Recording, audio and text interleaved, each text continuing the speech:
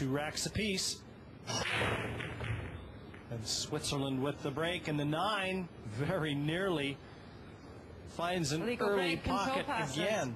But, as is the case, we've seen so often now, 3 balls have to go by the head string. Watch the break again. The 1 into the side pocket, that counts as 1 ball past the head string. Apart from that, only the 7 crossing that line on the right-hand picture. And that means an illegal break. Control passes over to China. Now, if they wouldn't like the situation, if they find themselves snookered, they could still give it back. Yes, exactly.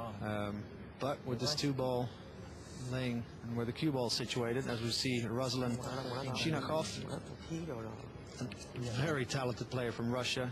They won their first round match with his partner Stepanov, and I've heard so many good things about Ruslan.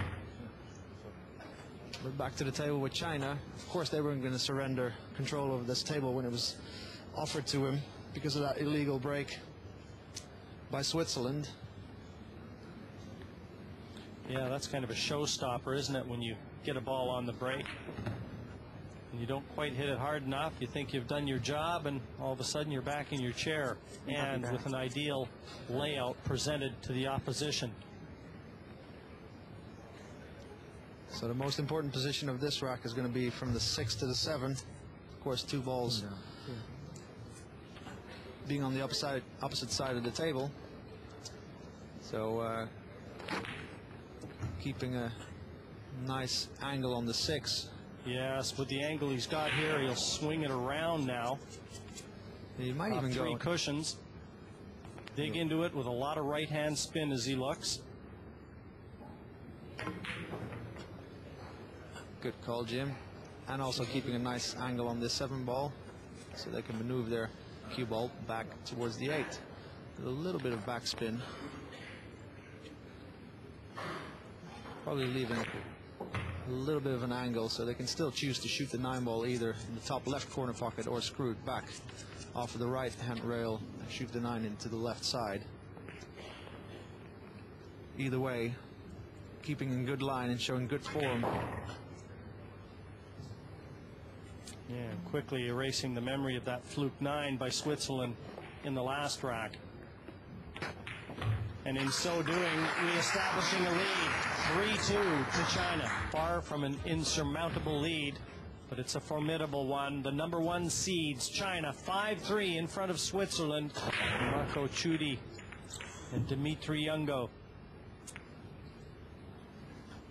I think the way both teams are breaking right now, they'd be better served to just turn it over to the other team. I think they just might, yeah. I mean, there's, well, I guess deliberately just saying, well, we are going to break like we have been all our lives, try to hit the 1 ball full on. But the difference in this World Cup of Pool tournament is that because it got so easy in the previous years on different tournaments to make balls off the break easily, they've decided to where normally the 1 ball would be racked, to rack it 2 balls higher. So now the 9 ball is in the spot of where the 1 ball used to be. So the rack is 2 balls higher, which means it's a lot more difficult to make the widest ball in the rack. That's the ball next to the 9 ball.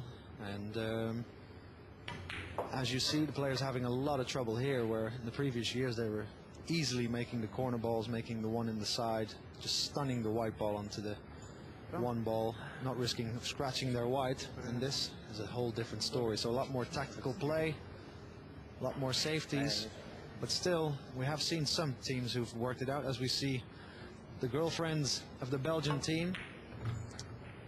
They're going to be playing their 2nd round match pretty soon, and yes, up against Martin Kempter and Jasmine Ocean, the only lady ever to play in the World Cup of Pool. Team Austria. That's who Belgium will be facing.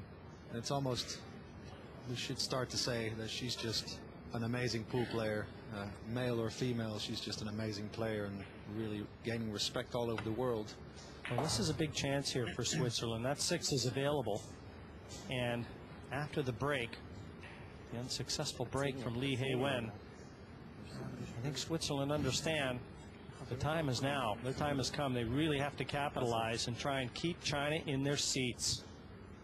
So this needs a little bit of accuracy. He can choose to screw the cue ball back into the yellow 9 and keep position on the brown 7, or roll this 6 in. He's missed it. He's missed it by a long ways. And, you know, that's the disappointment. That's where nerves are exposed. When you have to slow roll a ball, you really have to be steady, still. Now, I'll tell you what, his head didn't move there at all. I'm wondering if, no, that just wasn't a miscalculation from Marco Tschudi. He cost Switzerland the last rack with an error in judgment. Boy, what a horrible miss and terrible timing. Yeah, I think he was paying so much attention to get a nice position on the brown 7 that he forgot to make the green 6. Well, China almost cut the paint off of that green 6. Did manage to make it, but misjudged the speed their cue ball would be traveling at. And well, all I can see here is a 7-9 combination, which from where the cue ball is laying needs a lot of good aiming. Yeah, I think he's looking at a possible safety, just to bank the 7 into the cushion, and then down this way, down to the top right. Yeah, maybe try to keep the cue ball behind the 9. Well, then again, he went for the 9. Just about made it, but did he leave it? Did he leave the 7-9 combination for the Swiss team? I think he did. And the Swiss team are going to be so happy after that poor miss by Marco. So Dimitri just eyeing up how his brown 7 is supposed to collide with that 9 ball to make it disappear. That will win them their game. So this for a chance to reduce that 5-3 deficit into a 5-4 deficit. And Dimitri Jungo not entirely certain after a few misses by his teammate and of his own. So really regaining his concentration and focus, because this is so important. Big shot, and they got it. 7-9 to keep Switzerland's hopes alive. 5-4 to China.